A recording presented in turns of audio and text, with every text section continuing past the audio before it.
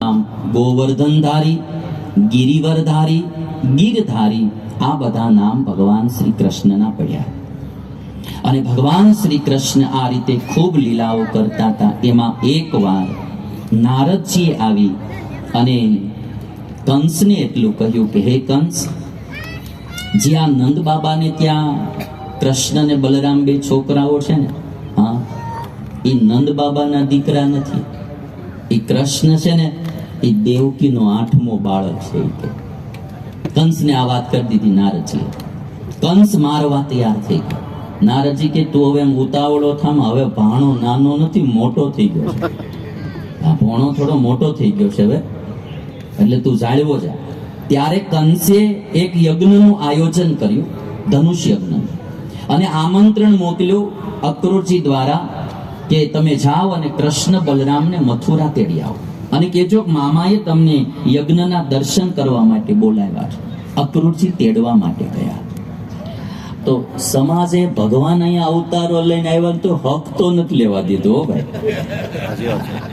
તમે સમજો ને, ભગવાનના અવતારો થયા તોય બી એમ કઈ રાજ લઈ લીધું હોત અયોધ્યાનું, કઈ વાંધો નતો. 14 વર્ષ વનવાસ કરવા દેવો છે.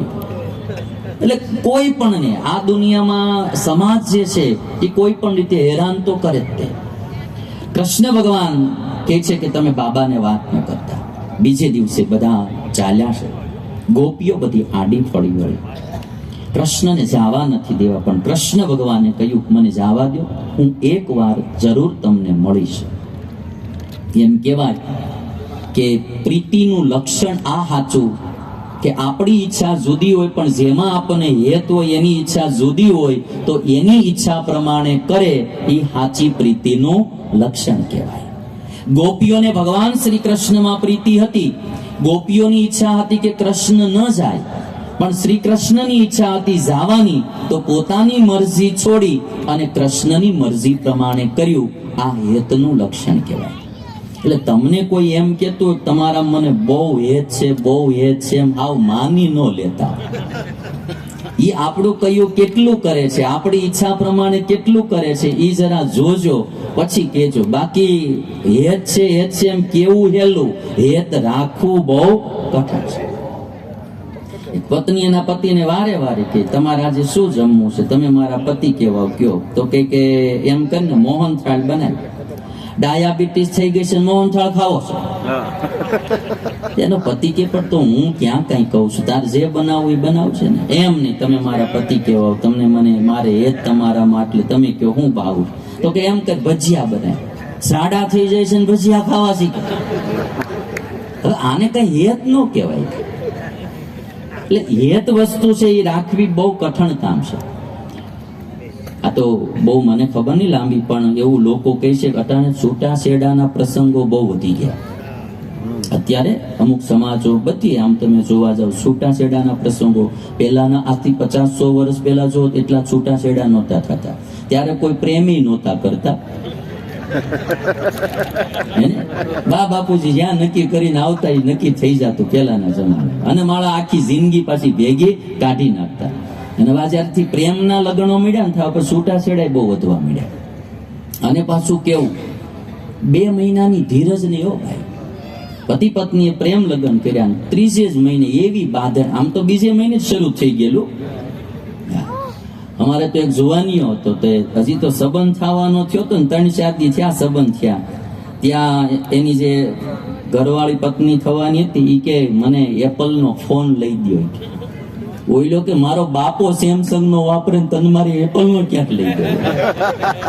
હું સેમસંગ નો વાપરું છું ડબલું. કે તારે કે એની પાછો વળી એપલ 6 હે 16 હા 16 અને આ મારા છોકરાઓ જાણે પૂછો, આ બનેલી ઘટના હું કહું છું.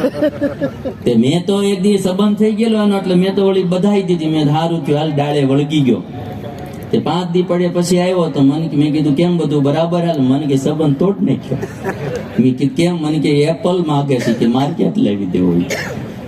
એટલે ડિમાન્ડો આવી વધી જાય. 30 જ મહિને બાંધણ શરૂ થઈ ગઈ. જે માતાજીના મંદિરે જઈને 2 જણાએ પ્રેમ લગ્ન કર્યા હતા, એ માતાજીના મંદિરે 2 જણા ઉપડ્યા. પત્ની કે હાલો ત્યાં જઈને છૂટાછેડા કરવા છે. માતાજીની હક નો લેવા દે આવડા ન્યા ગયા, આગળ પત્ની પાછળ પતિ. પત્ની માતાજી પાસે કે જઈને કે તમારે મંદિરે આવીને અમે પ્રેમ લગ્ન કર્યા હતા, હવે અમારે બેયને ભળતું નથી. અમારા બેયમાં જો માતાજી મારો વાંક હોય કાં એનો વાંક હોય તો તમારે નિર્ણય દેવાનો કોનો જેનો વાંક હોય એનો. જો ઈ કે મારા પતિનો વાંક હોય તો તમે એને ઉપાડી લ્યો. જો મારા પતિનો વાંક હોય તો એને ઉપાડી લ્યો, અને જો મારો વાંક હોય તો તમ તારે મને વિધવા કરજો.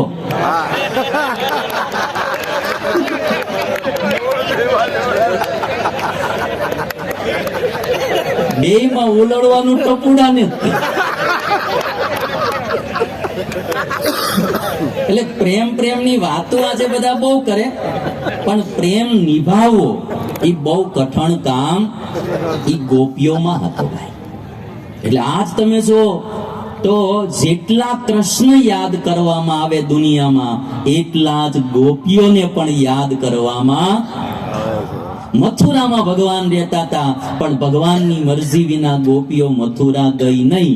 અને એ સ્પેશિયલી ભગવાન શ્રી કૃષ્ણએ બધી જ ગોપીઓને કુરુક્ષેત્રના મેદાનમાં ભગવાન સૂર્યગ્રહણ પાળવા માટે ગયેલા, અને એ વખતે ગોપીઓને કૃષ્ણ ભગવાન મળ્યા હતા. એટલે ગોપીઓમાં સાચી પ્રીતિ હતી. ભગવાન ગયા પછી તો અક્રૂરજીને ભગવાને દિવ્ય દર્શન દીધું જમુનાના ધરામાં. અક્રૂરજી રથ છોડીને આવેલા રોડ ઉપર અને યમુનાના ધરામાં નાવા ગયા, તો યમુનાના ધરામાં કૃષ્ણ દેખાણા. વિચાર કર્યો હું આને બારા રથમાં બેહાડીને આવ્યો છું ને અહીંયા ક્યાંથી? બહાર નીકળીને જોયું ત્યાં તો રથમાં કૃષ્ણ. અક્રૂરજીને એમ લાગ્યું કે કંઈક ભ્રમ થયો હશે મને. ફરીને ડૂબકી મારી વળી ચતુર્ભુજ રૂપે ભગવાનને દર્શન દીધું. બહાર આવીને જોવે તો રથમાં બેઠેલા.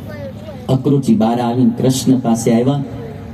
ત્યાં કૃષ્ણ ભગવાન કે કાકા, મને એવું લાગે છે કે તમને પાણીના ધરામાં કંઈક અદ્ભુત વસ્તુ દેખાણી હોય. અક્રૂરજી કે તમારાથી બીજું દુનિયામાં અદ્ભુત છે હું. ભાગવતમાં લખ્યું હો ભાઈ, અદ્ભુતાની યાવંતી ભૂમો વિયતિ વાચલે ત્વયિ વિશ્વાત્મકે તાની કિમ મે દૃષ્ટમ વિપશ્યતઃ. હે કૃષ્ણ, આ પૃથ્વીમાં, આકાશમાં અને પાણીમાં જ્યાં ક્યાંય અદ્ભુત ચીજ છે એ બધી જ તારી દીધેલી દેન છે, તારાથી અદ્ભુત કોઈ નથી. અને ભગવાન મથુરા આવ્યા. મથુરામાં જે કંસના માણસોના કપડા લઈને જતા તેની પાસેથી પ્રભુએ કપડા લીધા. દરજીએ ટૂંકા કરી દીધા મફતમાં. ઓ હાવ હા, લાંબા ટૂંકા હતા ને, દરજીએ એકદમ મફતમાં સેવા કરી દીધી. એ કૃષ્ણ ભગવાનની સેવા દરજીએ કરી, ત્યારથી એવા હારા દિવસો આવ્યા. આજે વસ્ત્રના ભાવ કરતા સિલાઈના ભાવ વધી ગયા. કપડાનો ભાવ હોય એના કરતા સિલાઈના ભાવ વધી ગયા. અને હજી જેમ જેમ યુગ આવશે ને, ફેશનો વધતી જાહે, અને ફેશનોને કારણે સિલાઈના ભાવ વધતા જાહે. કરેલી સેવા કોઈ દી નિષ્ફળ ન જાય, પેઢીઓની પેઢીઓ મળે ભાઈ. દરજી લોકોએ સેવા કરી. એક વાત મારે કેવી કે ભાગવતમાં કૃષ્ણ ભગવાન મથુરાની બજારમાં ચાલ્યા જાય અને રસ્તામાં એક સુદામા માળીનું ઘર આવ્યું. આપણા પોરબંદરના સુદામા જુદા, આ મથુરાના સુદામા. અને માળી હતા સુદામા. અને સુદામા નામના માળીએ કૃષ્ણ ભગવાનની ફૂલહારથી પૂજા કરી. અમુક હોય ભલે ફૂલહાર, પણ ભાવનાની વાત મારે કેવી. કદાચ તમે પ્રસંગ સાંભળ્યો હોય. સુદામા નામના માળીએ ફૂલહારથી ભગવાન કૃષ્ણની પૂજા કરી અને પ્રાર્થના કરી કે હે પ્રભુ, અમારું કુળ આજ પવિત્ર થયું, તમે અમારી ઘેર પધાર્યા. કૃષ્ણ ભગવાને પ્રસન્ન થઈને કહ્યું સુદામા નામના માળીને કે તમારે જે જોઈએ તે માગી લો. અને ત્યારે સુદામા નામના માળી એવું બોલ્યા, પ્રભુ, મને ભગવાનમાં તમારામાં હેત થાય, ભગવાનના ભક્તોમાં પ્રીતિ થાય, અને જીવ પ્રાણી માત્રમાં દયા જાગે, આટલું વરદાન આપો, મારે બીજું કાંઈ જોતું. સુદામા નામના માળીએ આવું માગ્યું.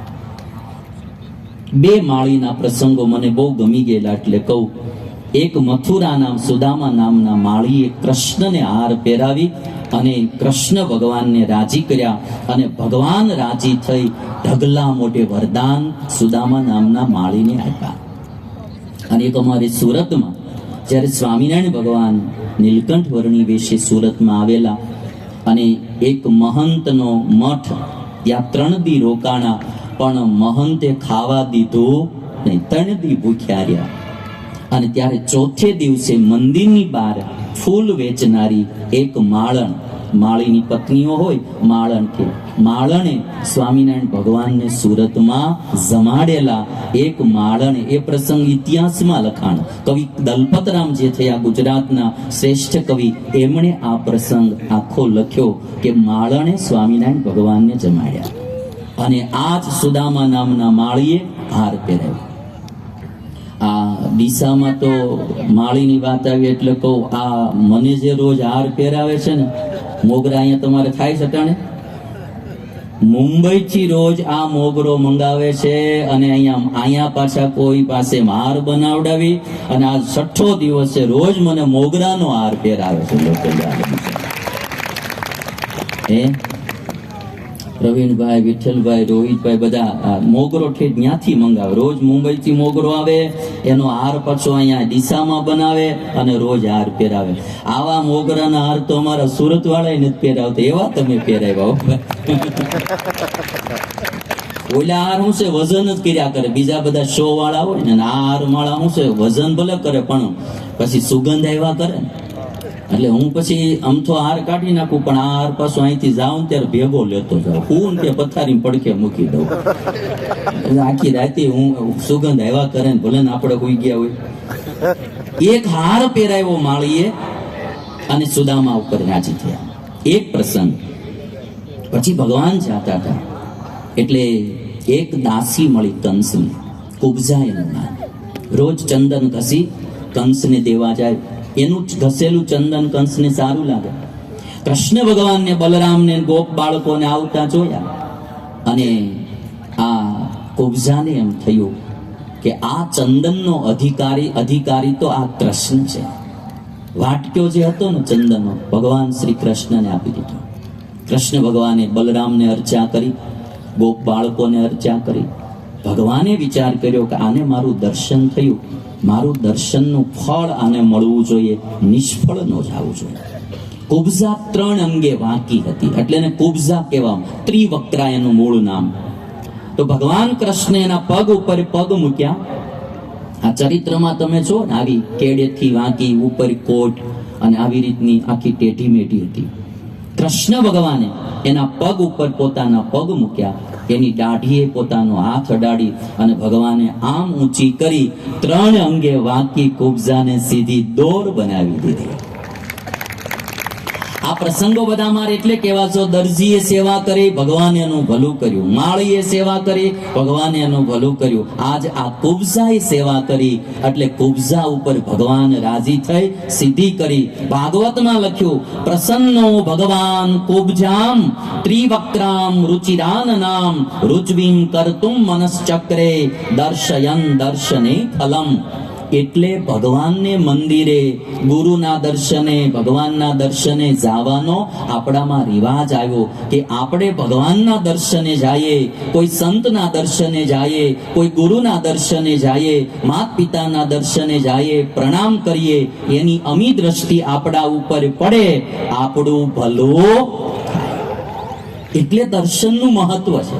આપણા હિન્દુ સંસ્કૃતિમાં દર્શને જવું એમ બોલાય, ભગવાનને જોવા જાવું એમ ન કહેવાય. દર્શને જાવ, ગુરુના દર્શને જાવ, સંતના દર્શને જાવ, ગૌ માતાના દર્શને જાવ. અને દર્શનનું ફળ કેવું? એક સુરદાસજી રોજ પર્વત ઉપર ચડીને જાય દર્શન કરવા ઋષિ ભગવાનના. એક દિવસ કોઈ પૂછ્યું કે તમને દેખાતું તો છે નહીં, તમે અહીં દર્શને શું કરવા આવો છો? અને ત્યારે સુરદાસજી એટલું કીધું, ભાઈ મને નથી દેખાતું, પણ આ ભગવાનને તો દેખાય છે ને. મારો સુરદાસ રોજ દર્શને આવે છે. અને કરેલું કર્મ ક્યાંય નથી જાતું, સારું કે મોડું, વહેલું મોડું એનું ફળ આવે ને આવે. ટ્રેનમાં એક સુરદાસજી જાતા હતા અને ઉપર બેઠેલો ભાઈ ઉપલી સીટે એને 10 રૂપિયાની નોટ આપી નીચેવાળાને, નીચેવાળાએ સુરદાસને આપી, સુરદાસે આશીર્વાદ દીધો, ભગવાન તારું ભલું કરે. તો એની બાજુમાં બેઠો હતો ને એને સુરદાસને કીધું, પૈસા આના નથી, ઉપરવાળાના. પડખેવાળાની ઈર્ષ્યા બહુ હોય કે આને મફતમાં આશીર્વાદ ન મળી જાય, એટલે પાડોશીઓ લગભગ સારું ન જોઈએ કે. એટલે ઉપરવાળાએ 10 રૂપિયા દીધા, નીચેવાળાએ સુરદાસને દીધા, સુરદાસે નીચેવાળાને આશીર્વાદ આપ્યો. બાજુવાળાએ કીધું કે આ નોટ એની નથી, ઉપરવાળાની છે, તમને દેખાતું નથી, ખબર ન હોય. સુરદાસ કે હું આંધળો છું, મારો આશીર્વાદ કઈ આંધળો નથી, એ તો જેની નોટ હશે ને એને જ જાય. એમ કર્મ જેણે કર્યું છે, જ્યાં કર્યું છે, જેવું કર્યું છે, એનું ફળ વહેલું મોડું ગમે ત્યાંથી માણસને ગોતી જ લેશે. હા, ઈ એના આમ છે ને, અટાણા નથી ઓલું મોબાઈલમાં તમારા સિમ કાર્ડ ને આધાર ગોતી જ લે તમે ક્યાં છો. અટાણે સિમ કાર્ડ તમારે મોબાઈલ હોય પણ એટલે ગોતી જ લે તમે કઈ જગ્યાએ અત્યારે છો. એમ એવી રીતે આ વસ્તુ ગોતી જ લે છે. એટલે ભગવાને ઉપજાને પ્રસન્ન કરી અને પછી ભગવાન ધનુષ યજ્ઞના દર્શન કર્યા. બીજે દિવસે કૃષ્ણ ભગવાને કોલિયાપીડ હાથીને માર્યો. ચારુણ અને મુષ્ટિક સાથે યુદ્ધ કરી ચારુણ મુષ્ટિકને માર્યા. અને બેયને જ્યારે માર્યા ત્યારે કંસને એમ થયું કે હવે આ જરૂર મારી પાસે આવશે. કંસે આજ્ઞા કરી, જાઓ આ બે છોકરાઓને પકડી લો, કેદ કરી લો, નગર બારા કાઢી મૂકો. અને બધી રીતે મળ્યો આમ એકદમ વ્યાકુળ થઈને રાડ્યો નાખવા. ત્યારે કૃષ્ણે એટલું કીધું, મામા તમે રાડ્યો નાખોમાં હું જ હમણાં તમારી પાસે આવું છું. અને કાનુડા ઠેકડો મારી જ્યાં મંચ ઉપર કંસ બેઠો તો બોચી પકડી અને રંગભૂમિ ઉપર નાખ્યો. ઉપરથી કાનુડાએ માર્યો ઠેકડો, એક મુષ્ટિકાનો પ્રહાર કર્યો, મામાનું પ્રાણ પંખીડું ઉડી ગયું. કોઈ કદાચ પરિવારમાં જરા તરા નડતા હોય ને તો ચિંતા ન કરતા, કૃષ્ણને મામાએ હક નહોતું લેવા દીધું. આપણે મામાના ઘરે ત્યાં સારું હોય, કૃષ્ણને મામાના ઘરે સારું નહોતું. એક મુષ્ટિકાના પ્રહારથી માર્યો. બધી જ પત્નીઓ આવી કંસની અને ખોળામાં માથું લઈને રડવા લાગી. મામીઓ બધી રોવે ને માળો ભાણો હારો રોવે. ભાણો રોવે ને એટલે મામીઓ કે ભાણાભાઈ તમે શાના રહી જાય. ભાણો કે પણ મામા મરી ગયા, દુઃખ તો થાય ને. મામીઓ કે પણ તમે છે ને બહુ દુઃખી થવામાં, ઈ એના પાપે મર્યો છે. અનાગસામ ત્વમ ભૂતાનામ કૃતવાન દ્રોહમુલ્બણમ તેને મામ ભોદશામ નીતો ભૂતદ્રુકો લભેતશા. કંસની પત્નીઓ કહે છે તમે નિર્દોષ માણસોને દુખી કર્યા છે. એ નિર્દોષને દુખી કરનારો આ દુનિયામાં કોણ સુખી થયો છે?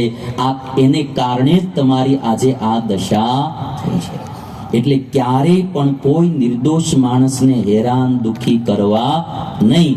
પ્રાણ પંખીડું ઉડી ગયું અને ભગવાન શ્રી કૃષ્ણ પછી દોડતા દોડતા પોતાના માત પિતા દેવકી વસુદેવ પાસે ગયા. કારાગૃહમાંથી મુક્ત કર્યા અને બાથમાં ઘાલીને ભગવાન ભેટી પડ્યા. કાગ બાપુએ લખ્યું, દોડીને મળ્યો છે વાલો દુખિયારી માને, દૂધડા છૂટ્યા જોને થાને, કેદ ખાને રાજા કંસને, પગડા પિતાના ધોયા આંસુડાની ધારે, માફી રે માગી કુંવર કાને, કેદ ખાને રાજા કંસને. ભગવાને માતા પિતાની માફી માગી છે. અને હવે જે આગળની કથા ભગવાનના વિવાહની કથાઓ એ હું તમને આવતીકાલે સંભળાવીશ. થોડી વાર કૃષ્ણ ભગવાને જે રાસ લીધો તો એ રાસ આજે તમારું મંડળ ડ્રેસમાં આવી ગયું છે, એટલે તમે આજ મન મૂકીને રાસ લઈ શકશો. એટલે મારે તમને રાસ લેવડાવી દેવો છે કૃષ્ણ ભગવાનનો. બરાબર? ચાલો.